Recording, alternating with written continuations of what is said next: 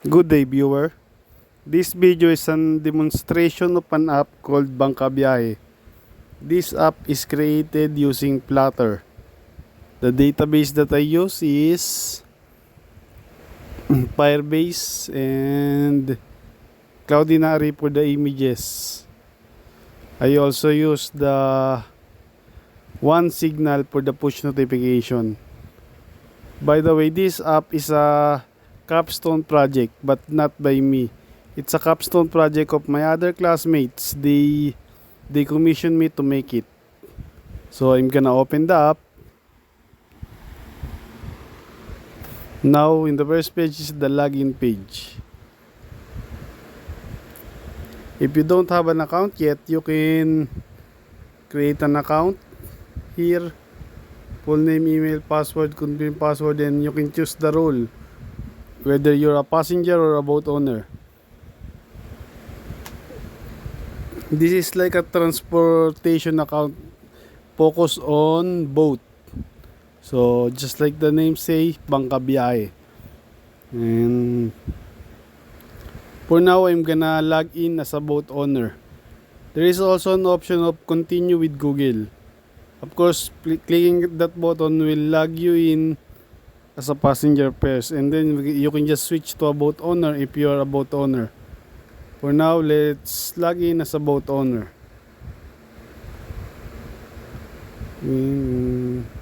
As you can see, I have an active trip with 0 passenger with so expensive fare. Oh, that's a special trip. That's why just like that. So I'm gonna cancel that. Yes, cancel it. And in the boat owner dashboard, it is divided into two tabs: the regular trips and the special trips.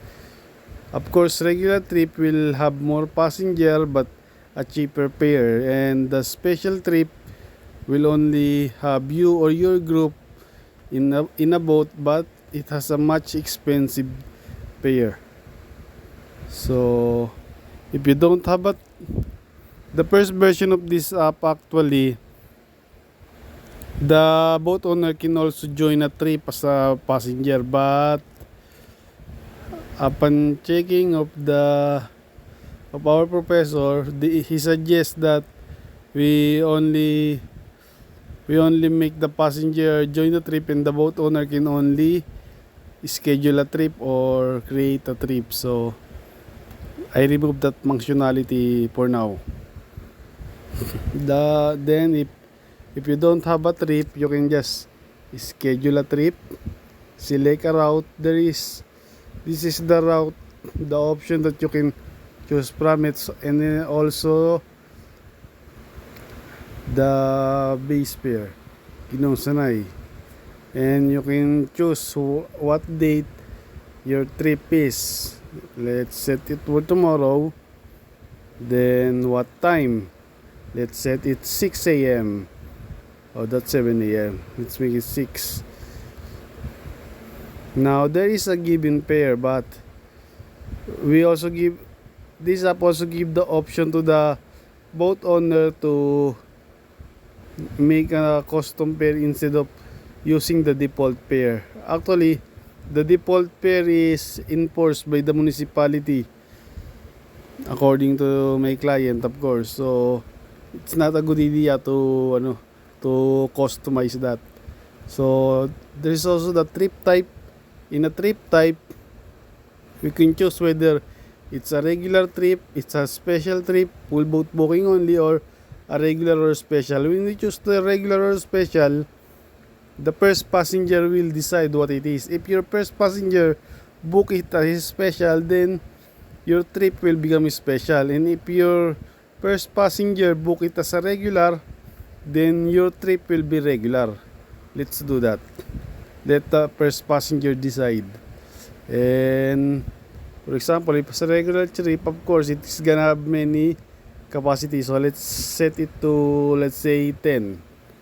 And then here there is a Flutter map.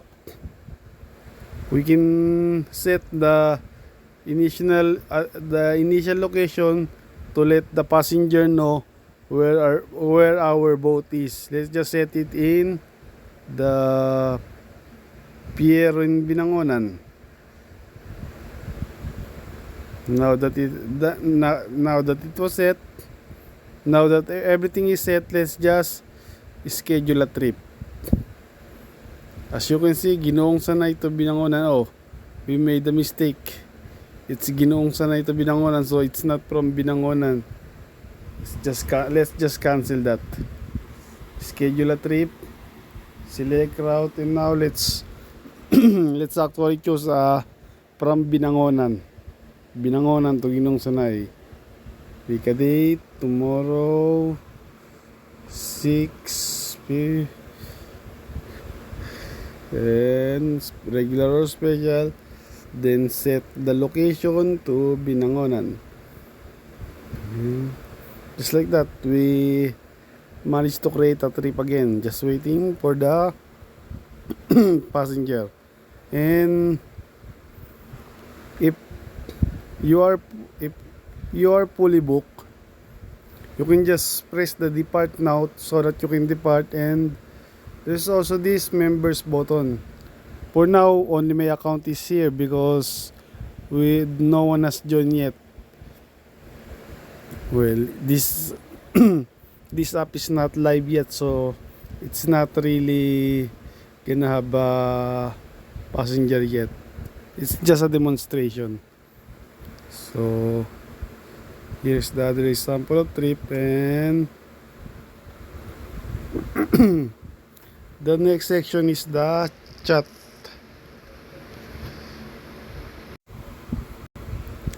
Every member of the trip that you schedule, every person that gonna join the trip will become also a part of a certain group chat. In that group chat, you can message everyone, every member of the trip, so that you can coordinate with each other. Tell them that your boat's gonna be departing. Tell them that they need to arrive earlier, or tell them that the departing time will be rescheduled or something.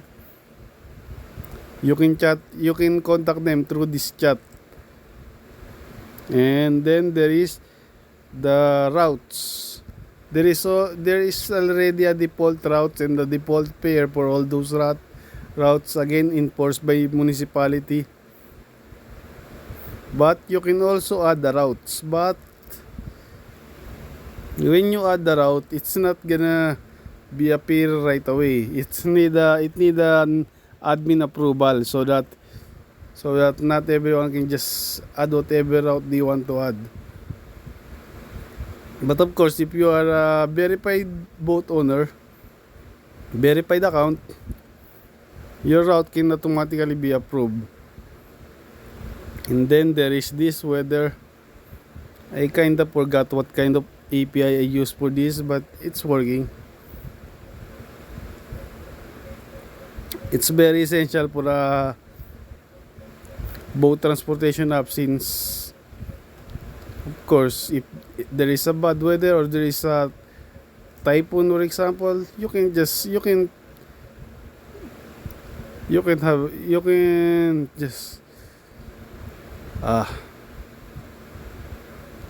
how should I say that again? You can sail if there's a bad weather. Then the last one is the profile.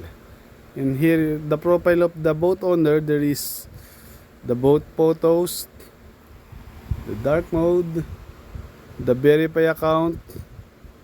You're gonna fill up that. You're gonna upload the selfie photo, a government ID front, a government ID back, and then the admin gonna check that. And once he verified, he approve your verification request, you're gonna be a verified account. And that's all for the boat owner.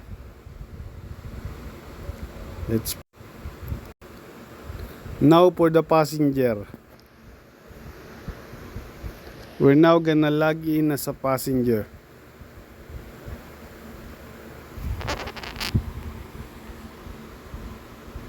As you can see, the passenger side, there is also two tabs, the regular and the special tab. If you want to just be a regular passenger, you gonna join trip in the regular tab, and if you want to special and have the entire boat for yourself, you're gonna book the entire app.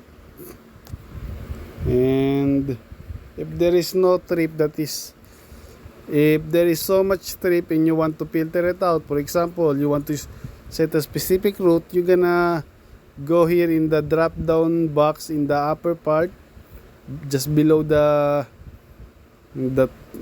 tab toggle.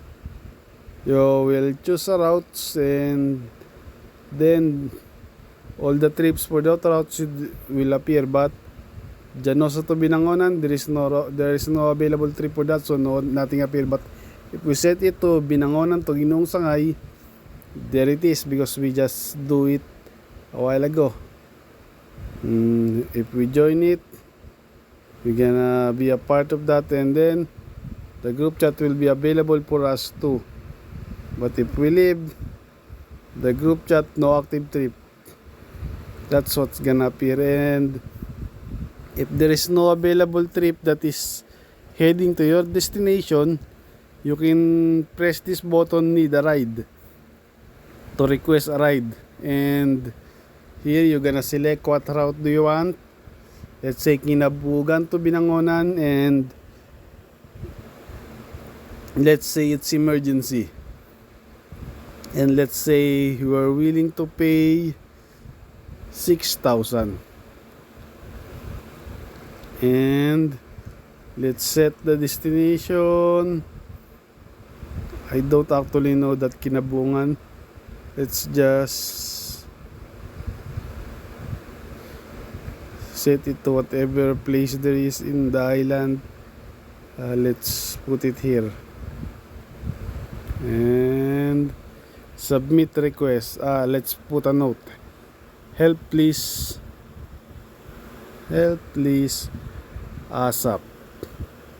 Now that we put the notes, we're gonna submit request. Now it's gonna, in the boat owner, every boat owner will receive a notification, push notification showcasing the emergency trip, because we set it as emergency.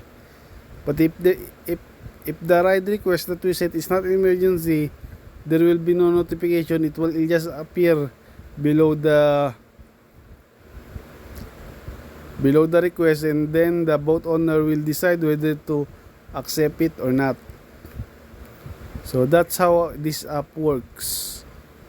Of course, there is also this weather page, and then the profile. And in the profile, as you can see, there is additional button, register as a boat owner. If we do that, it's not reversible, so this account will become automatically a boat owner.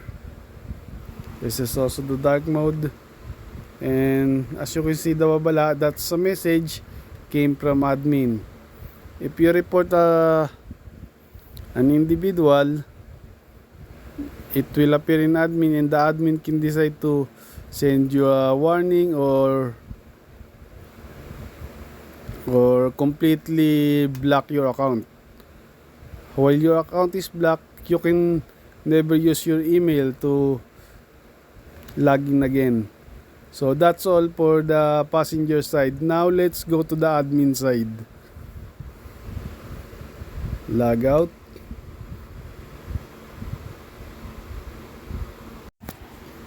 Now for an admin side, let's log it in. Here, all group chats. In the first page of the admin, you can see all the group chat, and the admin can enter and participate in any group chat. He can send message anywhere there in any trip, so that he can monitor all the trip. And then there's the routes. The admin can delete or add routes. He can also edit it. And in the second tab of the routes management, there is there's this request for another routes. We can accept it, edit it, or delete it. Let's just delete it. Yes, I want to delete it. Now there is no pending. And then there is these reports. As you can see, there is a report that passenger, or report boat owner. And then each report has two buttons, the warning button and the ban button. If you press the warning, you can send a message. For example, you are warned. You are warned, and that message will appear in the lower part of the profile of the person that is warned. Message sent.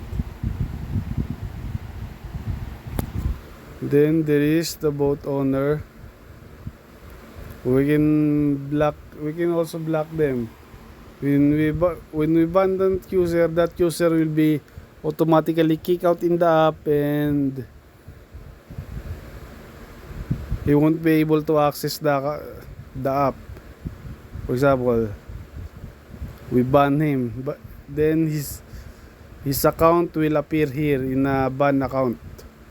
Of course, when we delete that, the ban will be lifted, and the Maze Proilan or the ban email will be able to access the app again. Let's delete the ban. Yes. Then here's the verification request. So